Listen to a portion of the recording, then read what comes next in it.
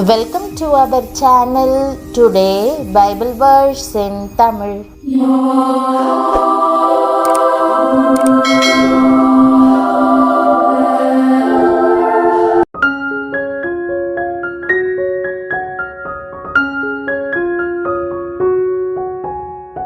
இன்றைய வசனம் சங்கீதம் 71:21. கிறிஸ்துவுக்குள் பிரியமானவர்களே, நம்முடைய ஆண்டவரும் இரட்சகருமான இயேசு கிறிஸ்துவின் வல்லமையுள்ள நாமத்தில் உங்களை வாழ்த்துகிறேன். என் மேன்மையை பெருக பண்ணி என்னை மறுபடியும் தேற்றுவீர் என்ற தேவனுடைய அருமையான வாக்குத்தத்தத்தை இன்றைக்கு தியானிப்போம்.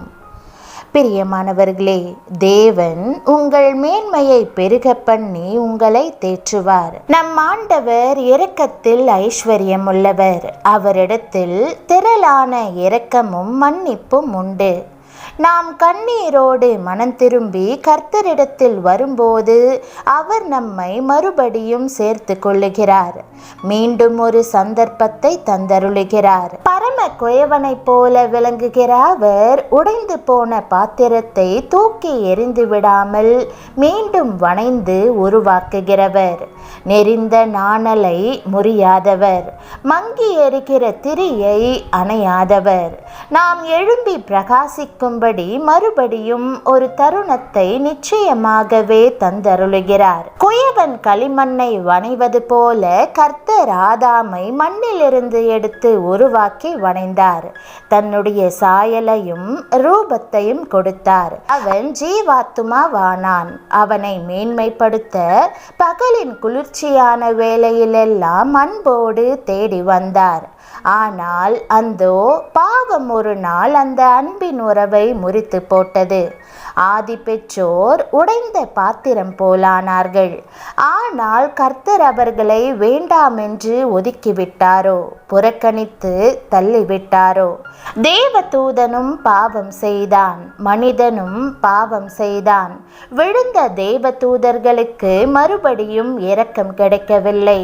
வேதம் சொல்லுகிறது, தங்களுடைய ஆதி மேன்மையை காத்து கொள்ளாமல் தங்களுக்குரிய வாசஸ்தலத்தை விட்டுவிட்ட தூதர்களையும் மகா நாளின் நியாய தீர்ப்புக்கென்று நித்திய சங்கிலிகளினாலே கட்டி அந்தகாரத்தில் அடைத்து வைத்திருக்கிறார்.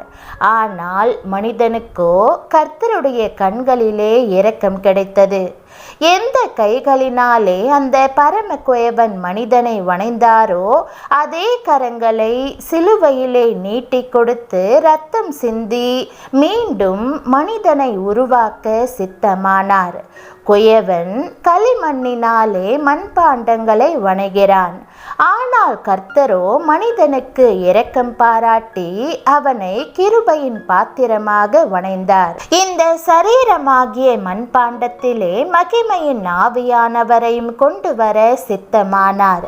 எவ்வளவு பெரிய கிருபை! தாம் மகிமைக்காக எத்தனமாக்கின கிருபா பாத்திரங்கள் மேல் தம்முடைய மகிமையின் ஐஸ்வர்யத்தை தெரியப்படுத்தவும் சித்தமானார். பிரியமானவர்களே, கடந்த காலத்தில் நீங்கள் ஒரு கண்ணீரின் பாத்திரமாய் விளங்கி இருந்திருக்கலாம். ஆனால் இதோ கர்த்தர் உங்களை வணைந்து உருவாக்கி அநேகம் பேருக்கு ஆறுதலை கொடுக்கக்கூடிய ஆறுதலின் பாத்திரமாக வணைகிறார். கடந்த காலத்தில் நீங்கள் தோல்வியின் பாத்திரமாய் இருந்திருக்கலாம். கர்த்தருடைய கரமோ இன்றைக்கு உங்களை மறுபடியும் வணைந்து ஜெயத்தின் பாத்திரமாக நிலைநிறுத்த விரும்புகிறது. வேதத்தில் உள்ள பக்தர்களின் வாழ்க்கையை மறுபடியும் நிலைநிறுத்தின ஆண்டவர் உங்களுடைய வாழ்க்கையிலும் அற்புதம் செய்து மறுபடியும் நிலைநிறுத்துவார். உலகத்தில் உங்களுக்கு உபத்திரவம் உண்டு, ஆனாலும் திடன் கொள்ளுங்கள், நான் உலகத்தை ஜெயித்தேன் என்று வேதம் கூறுகிறது. ஆண்டவராகிய இயேசு இந்த உலகில் வாழ்ந்தபோது நமக்கு முன்பாக மாதிரியாக இருக்கக்கூடிய வாழ்க்கையை வாழ்ந்தாலும் அவர் உபத்திரவங்களின் வழியாக கடந்து சென்றார். அவர் பரமபிதாவிடம் ஜெபித்து அவரை பற்றி கொண்டிருந்தார்.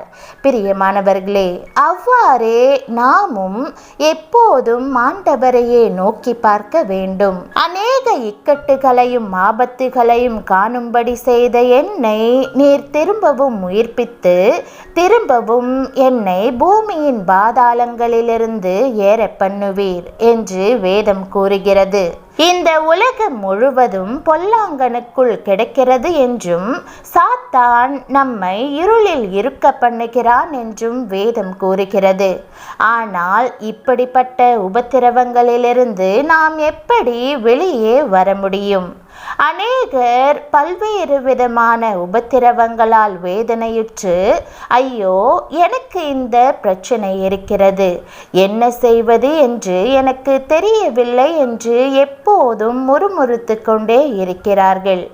ஆனால் இந்த பிரச்சனைகளை எல்லாம் மேற்கொள்ளக்கூடிய வழியை கர்த்தரை தேடுகிறவர்களுக்கோ ஒரு நன்மையும் குறைவுபடாது என்று வேதம் காட்டுகிறது.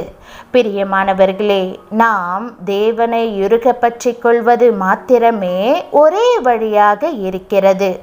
முதலாவது தேவனுடைய ராஜ்யத்தையும் அவருடைய நீதியையும் தேடுங்கள், அப்பொழுது இவைகளெல்லாம் உங்களுக்கு கூட கொடுக்கப்படும் என்று வேதம் கூறுகிறது.